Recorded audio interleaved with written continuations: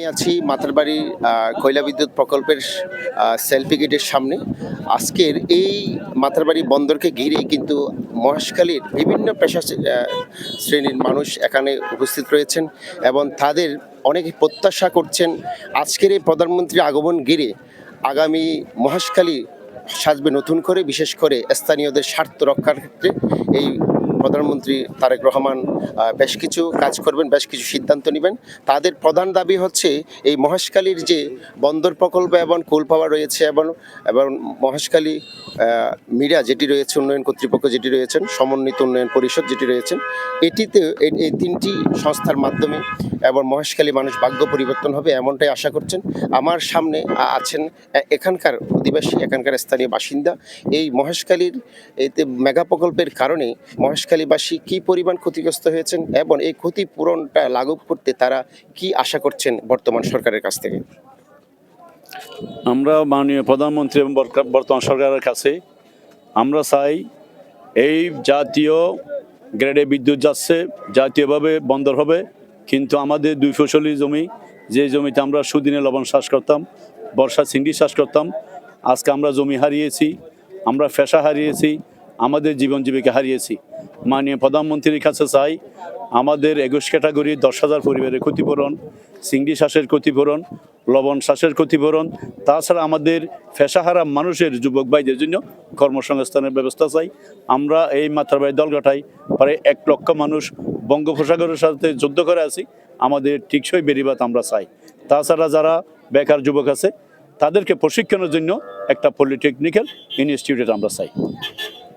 প্রিয় দর্শক, আমরা আরেকজন স্থানীয় বাসিন্দার সাথে কথা বলবো, তার কাছ থেকে আমরা জানতে চাইবো মহেশখালীতে যে মেগা প্রকল্প হওয়ার কারণে, বিশেষ করে বিদ্যুৎ প্রকল্পের কারণে, শুধুমাত্র আমাদের এটুকু বলবেন, মহেশখালীতে বিদ্যুৎ প্রকল্পের কারণে 1200 মেগাওয়াট বিদ্যুৎ প্রকল্পের কারণে আপনারা স্থানীয় যারা রয়েছেন তারা নিরবিচ্ছিন্ন বিদ্যুৎ পাচ্ছেন কিনা? না, বিদ্যুৎ পাচ্ছি না, বিদ্যুৎ পাই না তো।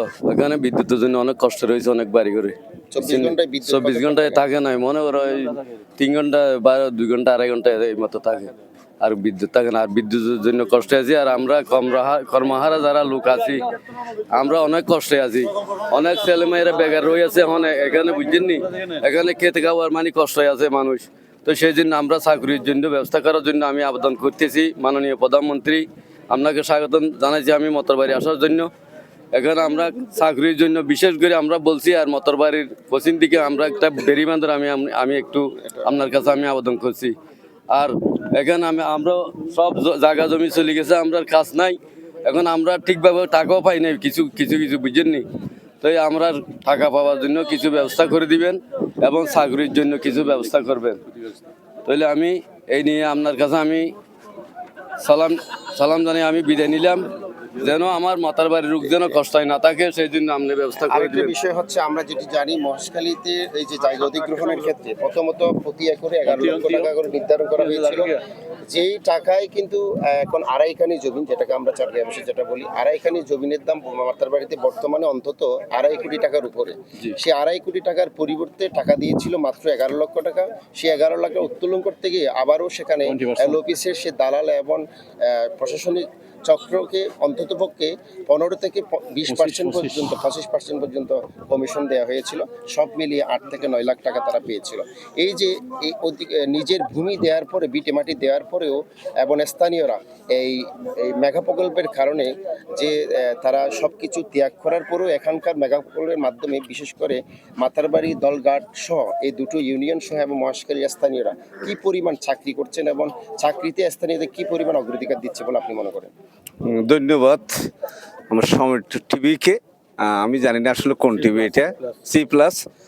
মাননীয় বাংলাদেশ সরকারের প্রধানমন্ত্রী জনাব তারেক রহমান মাতারবাড়ি আসাতে মাতারবাড়ি সহ মহেশখালীর মানুষ খুবই আনন্দিত। একটা প্রধানমন্ত্রী আসলে এই এলাকার জন্য কিছু করে যাবে, এটা সবার প্রত্যাশা, সেটা আমারও। তো আমি মনে করি আমরা মাতারবাড়ির মানুষ বেশি একটা বড় জায়গা না, ছোট্ট একটা জায়গায় আমাদের গণবসতি থেকে মাতারবাড়ির দক্ষিণ সাইড এবং উত্তর সাইড, একটা হচ্ছে আপনার কয়লা বিদ্যুৎ, আরেকটা হচ্ছে সিঙ্গাপুর প্রজেক্ট। এই দুটার মধ্যে আমরা মাতারবাড়ির মানুষ বাঁচিয়েছি। যেই এলাকায় আমরা জীবিকা করতাম, যে লবণ চাষ, চিংড়ি চাষ, সেটা আমরা সেই কাজ থেকে আমাদের মানুষগুলা এখন কাজ খারাপ হয়ে গেছে। তো আমি মাতারবাড়ির দক্ষিণের মানুষগুলা এখন বলতে গেলে খুব নিঃস্ব অবস্থায় আছে, কাজ বেকার অবস্থায় আছে। এখানকার মানুষ শুধু মাতারবাড়ি যে মানুষ কাজ করত সেই মানুষ মাতারবাড়ির বাইরে গিয়ে শহর, চট্টগ্রাম, ঢাকা বিভিন্ন জায়গায় গার্মেন্টসে, ফ্যাক্টরিতে বিভিন্নভাবে কাজ করতেছে। তা আমি অনুরোধ করব যে এখানে যদি বন্দর হয়, মাননীয় প্রধানমন্ত্রীর কাছে অনুরোধ থাকবে যে মাতারবাড়ির মানুষ যাতে এখানে কাজ পায়। তো একটা জিনিস বিশেষ করে আছে, মাতারবাড়ির পশ্চিমে ভাঙ্গন সৃষ্টি হয়েছে। সৃষ্টি হওয়ার কারণ শুধু কয়লা বিদ্যুৎকে আমি দায়ী করব। কারণ মাতারবাড়ির কয়লা বিদ্যুৎ চ্যানেল করতে গিয়ে মাতারবাড়ির পশ্চিমে সাগরের উপর একটা বেড়িবাঁধ দেওয়া হয়েছে। বেড়িবাঁধের কারণে স্রোতের গতি বিঘ্ন হয়ে মাতারবাড়ি ভাঙতেছে এবং জালিয়াভাড়া সহ সাইডপাড়ার মানুষ বিভিন্নভাবে ভাঙ্গার কারণে ওখান থেকে উদ্বস্ত হয়ে মাতারবাড়ির বিভিন্ন জায়গায় এরা দিনাতিপাত করতেছে।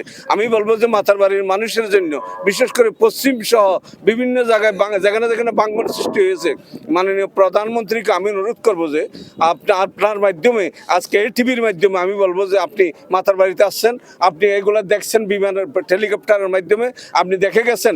মাতারবাড়ির মানুষ খুব কষ্টে আছে। মাতারবাড়ির মানুষের এখন শুধু দাবি হচ্ছে আপনার বেড়িবাঁধ। এই বেড়িবাঁধ আপনি দেখবেন এবং মাতারবাড়ির মানুষ যেখানে চাকরিহারা মানুষ, কর্মহারা, এই মানুষগুলার জন্য কর্মসংস্থানের ব্যবস্থা করবেন, এই আমার প্রত্যাশা। সবাইকে ধন্যবাদ জানাই।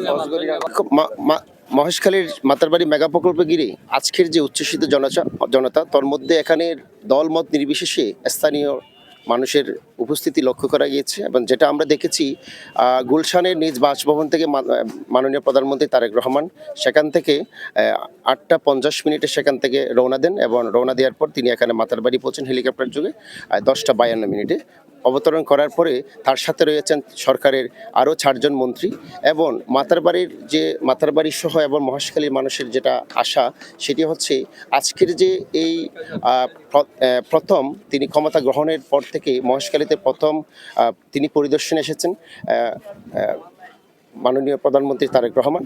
এই তারেক রহমান যেন এই মহেশখালীবাসী এবং বিশেষ করে দলগাটা এবং মাতারবাড়ি যারা হচ্ছে নিজের ভিটেমাটি তারা এই প্রকল্পের জন্য দিয়েছেন দেশের স্বার্থে, তারা যেন এখান থেকে যেন ভুক্তভোগী হয়ে না হন, সেখান থেকে সুবিধা নিতে পারেন, জীবনযাত্রার মান উন্নয়ন করতে পারেন, সেটুকু আশা করছেন।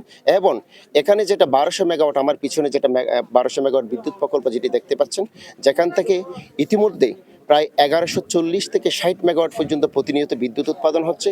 সেই বিদ্যুৎ কিন্তু মহেশখালীবাসী কোনোভাবে তারা পাচ্ছে না, যার কারণে যেটি আমরা বলা হয় মক্কার মানুষ হজ পায় না, অর্থাৎ চেরাগের নিচে অন্ধকার, এমনটাই পরিবেশ তৈরি হয়েছে মহেশখালীতে। অর্থাৎ 24 ঘন্টার মধ্যে এখানে বিদ্যুৎ থাকে না বললে চলে, বিভিন্ন জায়গায় 6 থেকে 7 ঘন্টা বিদ্যুৎ থাকে। কিন্তু তাদের সেটি দাবি হচ্ছে এই যে মাতারবাড়ির আমার পিছনের যে 1200 মেগাওয়াট বিদ্যুৎ প্রকল্প রয়েছে, সেখান থেকে একটি সাব স্টেশন করে মহেশখালী মানুষের সর্বোচ্চ চাহিদা হচ্ছে 28 মেগাওয়াট বিদ্যুৎ। এই 28 মেগাওয়াট বিদ্যুৎ যদি এখান থেকে সাব স্টেশন করে মহেশখালীবাসীর জন্য দেওয়া যায়, তাহলে 24 ঘন্টা বিদ্যুৎ অর্থাৎ নিরবিচ্ছিন্ন বিদ্যুৎ পাবে বলে আশা করছেন স্থানীয়বাসী।